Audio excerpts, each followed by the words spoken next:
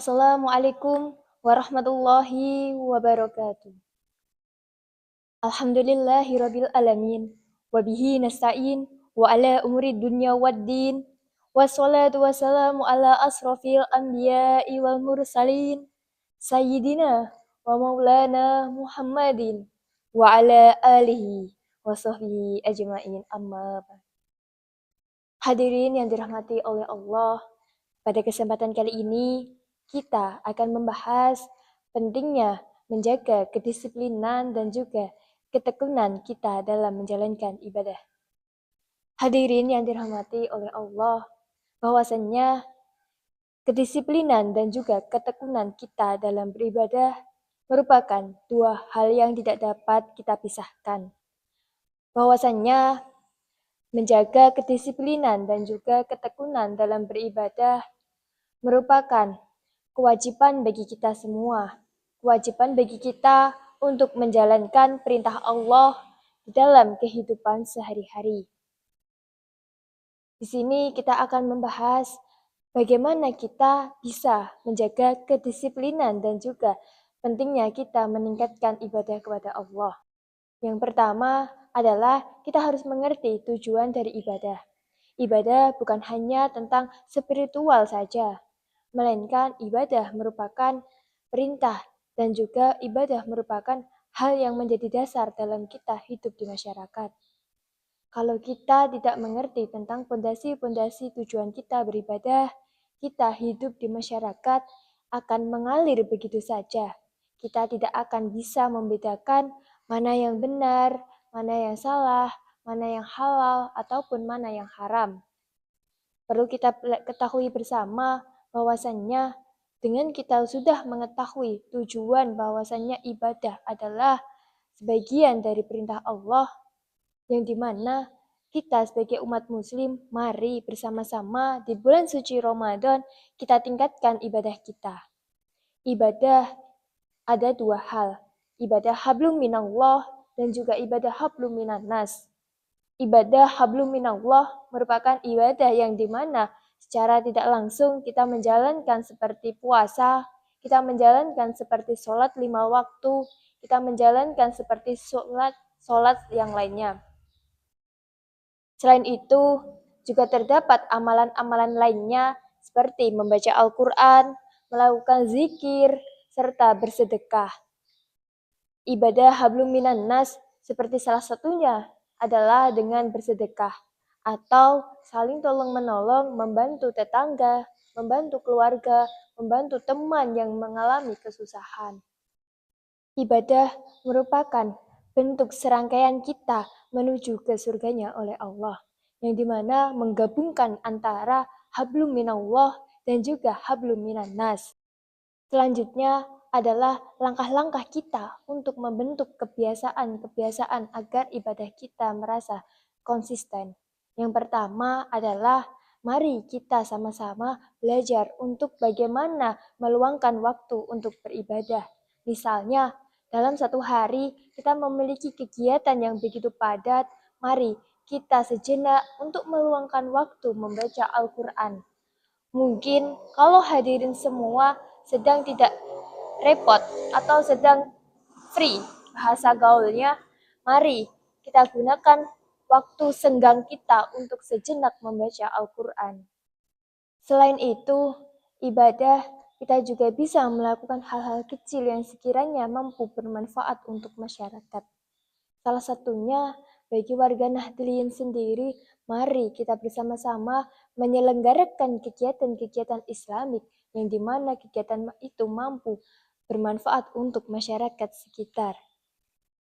Mari kita semua ketika melakukan ibadah, jangan melulu untuk melakukan ibadah-ibadah yang banyak maupun ibadah yang besar. Namun, kita harus belajar konsisten, kita melakukan ibadah secara kontinu, lalu kita bisa secara tidak langsung menambah pahala atau menambah amalan-amalan. Semisal, kita sudah belajar istiqomah untuk menjalankan ibadah sholat 5 waktu. Alhamdulillah, ibadah sholat 5 waktu kita sudah merasa istiqomah. Lalu kita bisa menambahnya dengan melaksanakan sholat duha 2 rakaat. Selain itu, kita bisa menambah lagi dengan membaca Al-Quran. Perlu diketahui, melaksanakan ibadah tidak hanya yang melulu yang besar-besar, melainkan mari kita jaga konsisten kita. Percuma kalau kita melaksanakan ibadah dalam satu hari dengan amalan-amalan yang besar, dengan kegiatan-kegiatan yang banyak, namun di esok harinya kita enggan atau kita malas. Na'udzubillah min dzalik. Nah, bahwasannya melakukan ibadah harus dilandasi dengan niat, harus dilandasi dengan tujuan kita beribadah. Kalau kita melakukan ibadah hanya sekedar ikut-ikut saja atau hanya sekedar FOMO bahasa gaulnya, na'udzubillah, kita akan mendapatkan kesengsaraan, bukan mendapatkan keberkahan. Kalau bisa kita melaksanakan ibadah, mari kita tata dulu niat di dalam hati kita, agar ke depannya ibadah kita merasa khusyuk, ibadah kita merasa tentram, damai, dan lain sebagainya. Semoga kita semua mampu menjalankan ibadah-ibadah yang dimana berdasarkan niat hati kita yang tulus. Hadirin sekalian, ketika kita hendak melakukan ibadah, mari kita bersama-sama untuk memperbarui niat hati kita. Bagaimanapun, ketika kita setiap hari melaksanakan ibadah, pasti namanya kita manusia, bukan nabi boy. Nah, pasti ketika kita melaksanakan ibadah, ada namanya fase di mana iman kita pasti ada namanya naik turun. Nah, ketika iman kita sedang merasa tidak baik-baik saja, mari kita sama-sama untuk menjalankan dan untuk memulai menata ulang niat kita lagi.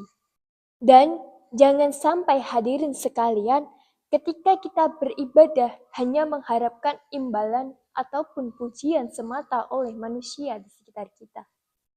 Seperti salah satunya, aku mau hendak bersedekah, aku mau bersedekah sembako, biar aku diwah sama orang sana, biar aku dikira oh orang kaya, bersedekahnya yang banyak-banyak. Na'udzubillah min zalik. Kita ketika melaksanakan ibadah, ketika kita melaksanakan sedekah sekecil apapun, jangan sampai kita mengharapkan pujian. Jangan sampai kita mengharapkan apa-apa yang ada di depan sana. Selanjutnya, pasti saat kita beribadah, pasti ada mengalami rintangan ataupun godaan. Rintangan ataupun godaan itu yang seperti apa? Salah satunya adalah tentang ketika kita hendak berbuka puasa. Ketika kita hendak berbuka puasa, pasti kita semangat. Pasti kita berbondong-bondong untuk membeli makanan maupun minuman yang seleranya lezat.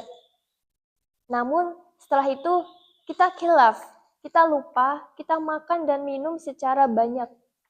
Setelah itu tibalah waktu sholat maghrib, sholat isya, sholat tarawih. Karena kecerobohan kita memborong makanan dan minuman yang lezat sebanyak-banyaknya, sehingga kita tidak bisa menunaikan ibadah sholat. Karena perut kita tidak bisa kita buat untuk sujud, kita tidak bisa untuk ruku. Nah, na'udzubillah min zalik. Jadi jangan sampai ketika kita nanti sudah menjalankan puasa, ketika kita nanti membeli makanan maupun minuman untuk buka puasa, maka secukuplah.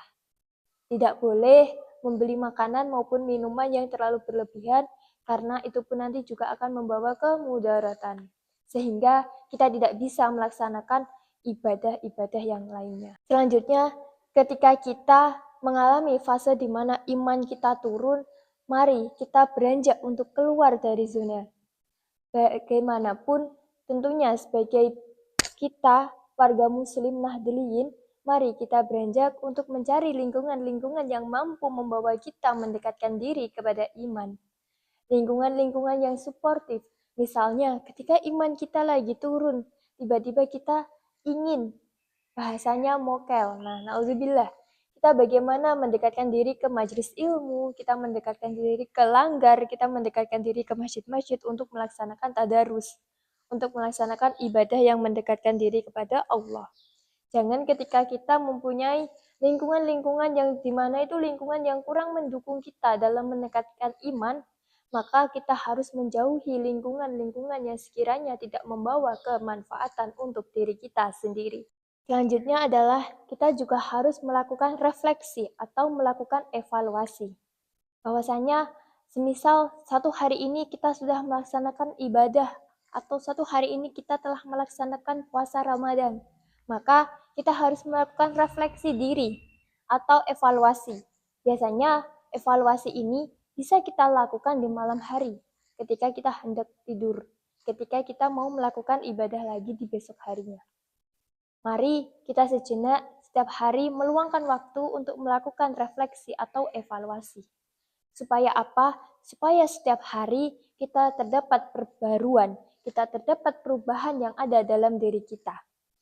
Semisal, dalam satu hari ini, aku tadi sudah menjalankan ibadah apa saja ya? Aku tadi bagaimana ya ibadahku? Bagaimana ya? Aku tadi udah berkata kasar apa enggak ya? Dan lain sebagainya. Nah, kita harus melakukan evaluasi. Jangan sampai kita enggan melakukan evaluasi sehingga kesalahan-kesalahan itu terus berulang hingga berakhirnya bulan Ramadan. Nauzubillah min dzalik. Karena sebagaimana bulan Ramadan adalah bulan yang dimana ketika kita memohon ampun, insya Allah ampunan kita diijabah oleh Allah. Selanjutnya adalah cara menjaga keseimbangan. Keseimbangan dalam beribadah maupun keseimbangan dalam ketika kita hidup keseharian di masyarakat. Ketika kita menjaga keseimbangan, apalagi seperti orang-orang yang sedang melakukan bekerja, pemuda-pemudi yang sedang melakukan sekolah, ataupun melakukan kegiatan-kegiatan yang lainnya, mari kita bagaimana menjaga, mengatur waktu, mengatur skala prioritas, mengatur bagaimana kita ada waktu untuk istirahat. Jangan sampai ketika di bulan puasa ini, gara-gara kegiatan kita banyak, gara-gara pekerjaan kita yang menumpuk, sehingga terdapatlah salah satu pahala yang menggugurkan di bulan suci Ramadan. Jangan sampai hal itu terjadi, maka kita harus bagaimana mengatur waktu kita, bagaimana mengatur niat kita dalam menjalankan sebuah aktivitas, terutama di bulan Ramadan. Biasanya untuk orang tua yang sedang melakukan pekerjaan atau bekerja di sana, kita niatkan untuk bekerja untuk mencari nafkah. Bekerja untuk yang kita niatkan untuk yang mendekatkan diri kepada Allah. Jangan sampai dengan kita memburu sebuah pekerjaan kita sehingga kita lalai, sehingga kita lupa untuk melaksanakan ibadah. Selanjutnya adalah kita harus berdoa dan juga memohon ampun kepada Allah. Pada akhirnya, segala usaha yang telah kita usahakan, ikhtiarkan, kita tidak akan bisa seperti apa-apa kalau kita tidak memohon doa kepada Allah dan juga memohon ampunan kepada Allah. Sejatinya kita hanya sebagai manusia biasa, tanpa Allah kita tidak akan bisa jadi apa-apa. Hadirin sekalian, ketika hadirin pada pagi hari mau melaksanakan aktivitas, jangan lupa selalu berdoa, walaupun berdoa dengan hal-hal kecil, seperti, ya Allah, hari ini aku kuat menjalankan ibadah puasa 1 hari penuh, maka kuatkanlah aku, berikan kekuatan aku, berikan kesehatan aku. Dengan kalimat-kalimat positif ketika kita mau hendak melakukan aktivitas di pagi hari, insya Allah, Allah akan kuatkan kita, Allah akan mampukan kita puasa dalam 1 hari penuh dengan keadaan yang di luar sana. Bahwasannya, membangun kedisiplinan dan juga ketekunan iman kita dalam beribadah merupakan hal yang harus kita dasari dengan iman yang kuat, dengan niat, dan juga dengan hati yang bersih. Selain itu, dengan menjaga tujuan kita beribadah kepada Allah, maka insya Allah jalan kita ketika melaksanakan beribadah akan diberi kelancaran, akan diberi kemudahan. Sekian, wassalamualaikum warahmatullahi wabarakatuh.